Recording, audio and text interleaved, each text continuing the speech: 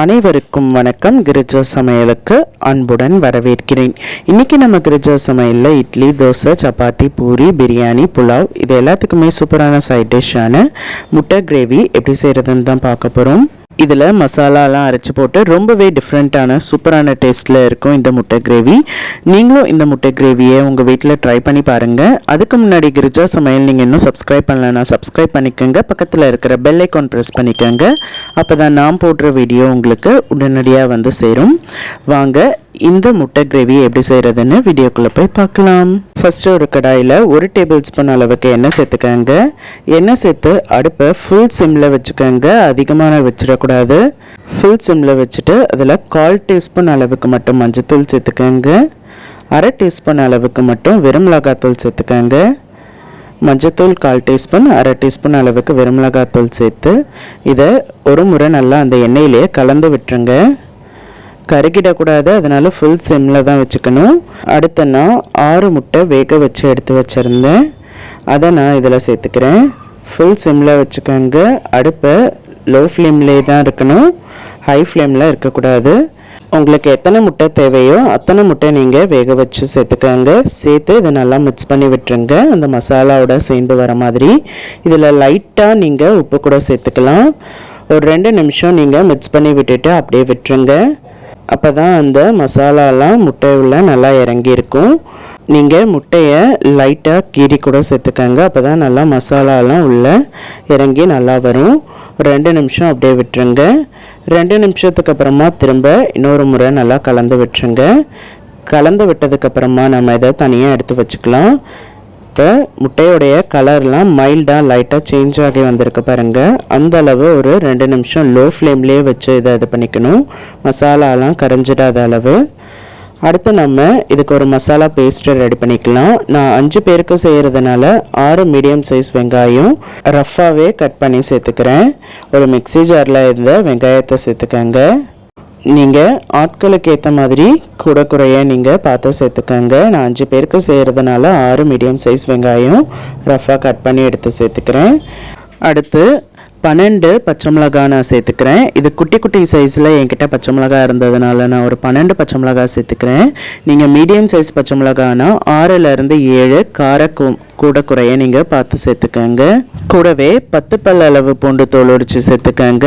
2 inch அளவு இஞ்சி, அதையும் தோல் நீக்கி பொடியாக கட் பண்ணி சேர்த்துக்கங்க. எல்லாத்தையும் சேர்த்து தண்ணி ஊற்றாமல் நல்லா ஃபைன் பேஸ்ட்டாக அரைச்சி எடுத்துகிட்டு வந்துடுங்க. வெங்காயத்தில் இருக்கிற தண்ணியே போதுமான அளவாக இருக்கும். அடுத்து அதே கடாயிலேயே நான் 4 டேபிள் ஸ்பூன் அளவுக்கு எண்ணெய் சேர்த்துக்கிறேன். நான் 5 பேருக்கு செய்கிறதுனால 4 டேபிள் ஸ்பூன் அளவுக்கு எண்ணெய் சேர்த்துக்கிறேன். நீங்கள் ஆட்களுக்கு ஏற்ற மாதிரி கூட குறைய சேர்த்துக்கோங்க. அடுத்து இதில் தாளிக்கிறதுக்கு 1/2 டீஸ்பூன் அளவு சீரகம், 4-5 கிராம்பு, பட்டை ஒரு 2 இன்ச்சு, ஏலக்காய் 3, பிரியாணி இலை ஒரு 2, எல்லாத்தையுமே நம்ம சேர்த்து இதில் தாளிச்சுக்கலாம். சீரகம்லாம் நல்லா புரிஞ்சு வந்ததும் நம்ம அரைச்சி வச்சுருந்த வெங்காய விழுதை இதில் சேர்த்துக்கலாம். நம்ம வெங்காய விழுதை ஃபுல்லாக சேர்த்துட்டு இதை நல்லா வதக்கிக்கணும். இந்த எண்ணெயிலேயே நல்லா மீடியம் ஃப்ளேம்லேயே வச்சு ஒரு 10 நிமிஷம் அந்த பச்சை வாசம்லாம் போகணும். அந்த அளவு நீங்கள் நல்லா வதக்கிக்கணும். இந்த எண்ணெயெல்லாம் லைட்டாக பிரிஞ்சு வரும், உள்ளே இழுத்துக்கிட்டு லைட்டாக பிரிஞ்சு வரும். இந்த ஈரப்பதம், வெங்காயத்தில் இருக்கிற ஈரப்பதம்லாம் போய் நல்லா வர அளவை நீங்கள் வதக்கணும். அப்போ தான் நமக்கு கரெக்டாக இருக்கும். வெங்காயம் வதங்குற கேப்பில் நம்ம தக்காளி அரைச்சிக்கலாம். 6 மீடியம் சைஸ் வெங்காயம்னு அரைச்சி தனியாக எடுத்து வதக்கிட்டு இருக்கேன்ல, அதே மாதிரி 6 மீடியம் சைஸ் தக்காளி எடுத்துக்கோங்க. வெங்காயமும் தக்காளியும் ஈக்குவலான அளவு எடுத்துக்கோங்க. அதை தனியாக ஒரு மிக்ஸி ஜாரில் சேர்த்துக்கோங்க. தக்காளியை தனியாக அரைச்சே நம்ம சேர்த்துக்கலாம் வெங்காயத்தோடு இல்லாமல். இப்போ வெங்காயம் இன்னும் நல்லா வதங்கட்டும். இப்போ வெங்காயத்தோடைய ஈரப்பதம்லாம் நல்லா போய் நல்லா சுருண்டு வர அளவு நல்லா வதக்கிக்கிட்டேன். இப்போ உங்களுக்கு பார்த்தாலே தெரியும், ஈரப்பதம்லாம் இல்லாத அளவு நல்லா வதங்கிட்டதுக்கப்புறமா நம்ம மசாலாலாம் சேர்த்துக்கலாம். இதில் காரத்துக்கு ஏற்கனவே நம்ம பச்சை மிளகாலாம் சேர்த்து அரைச்சிட்டோம், அதனால் நான் காஷ்மீரி மிளகாத்தூள் கலருக்காக மட்டும் 1 டீஸ்பூன் அளவுக்கு காஷ்மீரி மிளகாத்தூள் எடுத்துக்கிறேன். 1/4 டீஸ்பூன் அளவுக்கு மஞ்சத்தூள், வீட்டிலையே வறுத்து பொடி பண்ணி வச்சுருந்த சீரகத்தூள் 3/4 டீஸ்பூன் அளவுக்கு, சோம்பு 3/4 டீஸ்பூன் அளவுக்கு, 1 டேபிள் ஸ்பூன் அளவுக்கு தனியாத்தூள். இது எல்லாமே நீங்கள் மொத்தமாகவே வெங்காயம் வதக்கிட்டதுக்கப்புறமா சேர்த்துக்கங்க. நீங்கள் இதில் காரத்துக்கு மிளகாத்தூள் சேர்த்துக்காதீங்க, கலருக்காக மட்டும் காஷ்மீரி மிளகாத்தூள் சேர்த்துக்கங்க.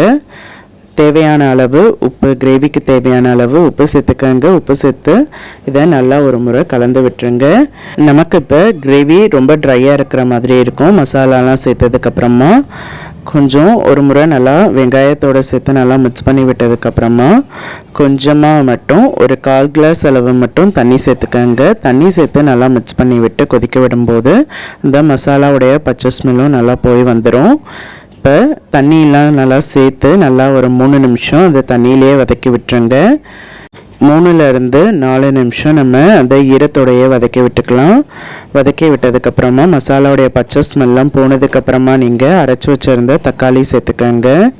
நான் 6 மீடியம் சைஸ் வெங்காயம், 6 மீடியம் சைஸ் தக்காளி சேர்த்துருக்கேன். ரெண்டுமே ஈக்குவல் குவான்டிட்டி எடுத்து சேர்த்துக்கங்க. அப்போ தான் நமக்கு டேஸ்ட்டு கரெக்டாக இருக்கும். இதையும் நல்லா மிக்ஸ் பண்ணி விட்டுருங்க. இந்த தக்காளியோடைய ஈரத்தன்மையெல்லாம் போய் நல்லா வரணும், சுண்டி வரணும். அது வர நல்லா மிக்ஸ் பண்ணி விட்டுக்கிட்டே இருக்கணும். ஒவ்வொரு பொருள் சேர்க்கறதுக்கு அப்புறமாவும் நம்ம நல்லா வதக்கி விட்டதுக்கப்புறமா தான் நமக்கு டேஸ்ட்டு கிரேவிக்கு நல்லாயிருக்கும். இல்லைனா பச்சை வாசம் போகிற அளவு வதக்கி விடாமல் நீங்கள் பண்ணிங்கன்னா நல்லா இருக்காது.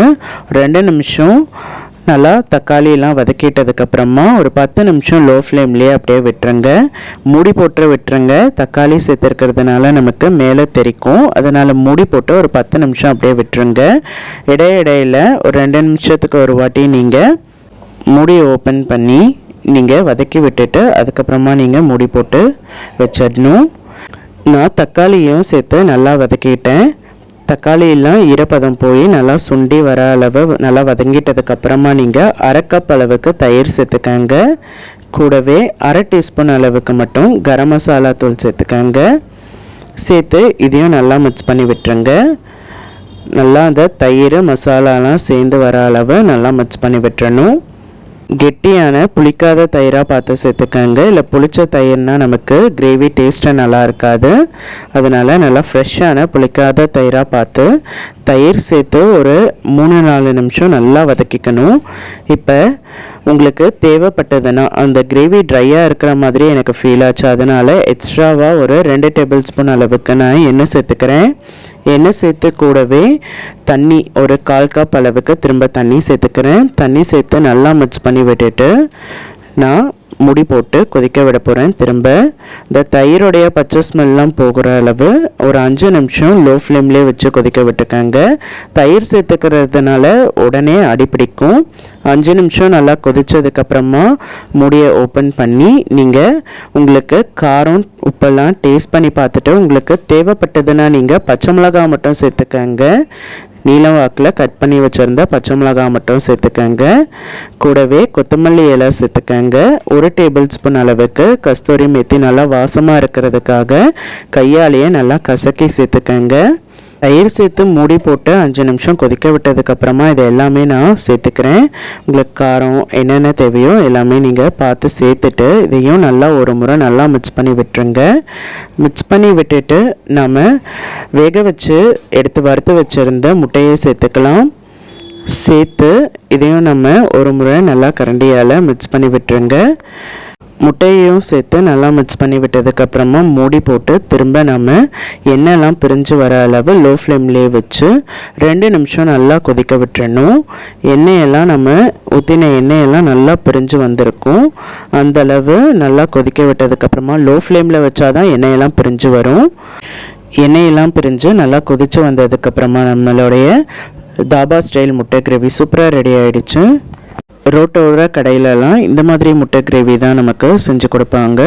இது எல்லாத்துக்குமே சைட் டிஷ்ஷாக வச்சு சாப்பிட்றதுக்கு ரொம்பவே டேஸ்ட்டாக இருக்கும். இட்லி, தோசை, பூரி, சப்பாத்தி, பிரியாணி, புலாவ் எல்லாத்துக்குமே நீங்கள் சைட் டிஷ்ஷாக வச்சு சாப்பிடுங்க. நீங்களும் இந்த ரெசிபியை உங்கள் வீட்டில் ட்ரை பண்ணி பாருங்கள். ட்ரை பண்ணி பார்த்துட்டு எப்படி இருந்ததுன்னு சொல்லுங்கள். மறக்காமல் கிரிஜா சமையலுக்கு சப்ஸ்கிரைப் பண்ணிக்கோங்க. அடுத்த கிரிஜா சமையலில் வேறு ஒரு ரெசிபியில் நான் உங்களை மீட் பண்ணுறேன். நன்றி, வணக்கம்.